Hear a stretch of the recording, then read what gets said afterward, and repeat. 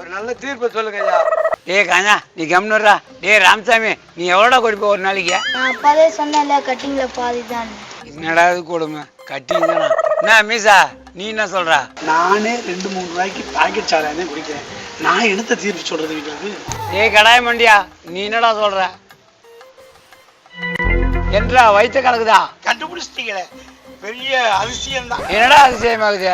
Diesel bike start பண்ற மாதிரி டமட்டமா இருந்தடா. ஐயா அளவுக்கு அதிகமா மொச்சக்கட்டை சாப்பிட்டேன் ஐயா, அதனாலதான் ஐயா இந்த பின்விளைவு ஐயா. ஏய் யாரவன் எட்டப்படா மூஞ்சிக்கு நேரா வந்து விட்டுங்கிற. ஐயா அடக்க முடியல ஐயா, அவுத்து விட்ட காலை மாதிரி வருது ஐயா. ஐயா அவுத்து விட்ட காலம் மாதிரி வந்தா பட பசு நீ என்ன சொல்ற? குஷுன்னு சொல்றேண்ணா. ஏய் பஞ்சாயத்துல வந்து என்னடா சொல்லிக்கிற குசு குசுன்னு?